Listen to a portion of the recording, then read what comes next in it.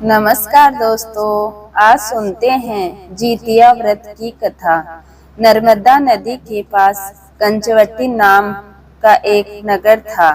वहाँ के राजा का नाम मलाई केतु था। उसी नर्मदा नदी के पश्चिम में बालू भाटी नाम की एक मरुभूमि थी, जिसमें एक विशाल पेड़ पर एक चील रहा करती थी और उसी पेड़ के नीचे एक सियारन भी रहती थी। चील और सियारन दोनों पक्की सहेलियां थी। एक दिन कुछ महिलाओं को जितिया का व्रत करते देख चील और सियारन ने भी इस व्रत को करने का सोचा और दोनों ने भगवान श्री जीवितवान की पूजा और व्रत करने का संकल्प ले लिया। जिस दिन दोनों को व्रत रखना था, ठीक उसी दिन शहर के एक बड़े व्यापारी की मृत्यु हो गई और उसका दाह संस्कार उसी मरुस्थल पर हुआ। वहाँ मृदा देखकर सियारन को भूख लगने लगी और वो खुद को रोक नहीं पाई, जिसके कारण उसका व्रत टूट गया। परंतु चील ने खुद पर स्वयं रखा और पूरी श्रद्धा और नियम से अपने व्रत को पूरा किया और अगले दिन व्रत का पारण भी किया। उसके बाद अगले जन्म में दोनों सहेलियों ने पुत्री के रूप में एक ही ब्राह्मण परिवार में जन्म लिया।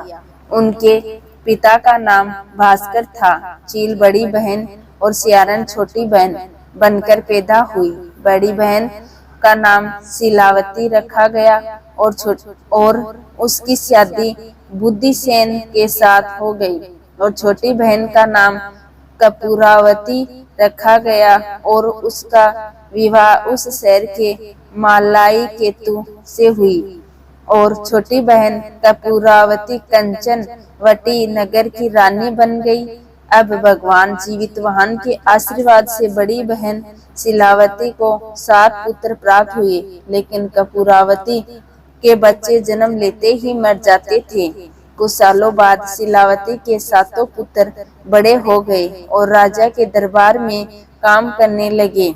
उन्हें देखकर कपूरावती के मन में ईर्ष्या और जलन की भावना उत्पन्न हो गई और इस ईर्ष्या की भावना में कपूरावती ने राजा से कहकर शीलावती के 7 बेटों के सिर कटवा दिए और फिर उन 7 सरों को एक साथ 7 बर्तन में डालकर ढक दिया गया और शीलावती के पास भिजवा दिया। यह सब देखकर जीवित भगवान ने मिट्टी की सहायता से 7 भाइयों के सर बनाए और सभी के सरों को धड़ से जोड़ दिया और उन पर अमृत का छिड़काव कर दिया, जिसके कारण वे 7 भाई फिर से जीवित होकर घर लौट आए और रानी ने जो काटे वे सर अपनी बहन को भिजवाए, वो सब फूल बन गए। कपूरावती इस बात का समाचार पाने के लिए बहुत व्याकुल थी,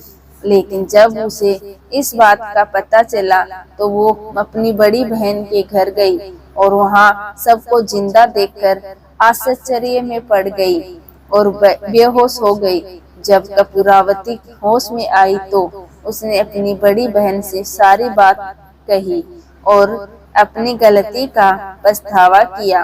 भगवान जीवितवाहन की कृपा से बड़ी बहन को पूर्व जन्म की बातें याद आ गई और वह अपनी छोटी बहन को उसी पेड़ के नीचे लाकर पूर्व जन्म की सारी बात बताई, जिसे सुनकर छोटी बहन ने फिर से बेहोश होकर मर जाती है। जब राजा को इस बात की सूचना मिलती है तो वो उसी जगह पेड़ के नीचे कपूरावती का दाह संस्कार कर देते हैं।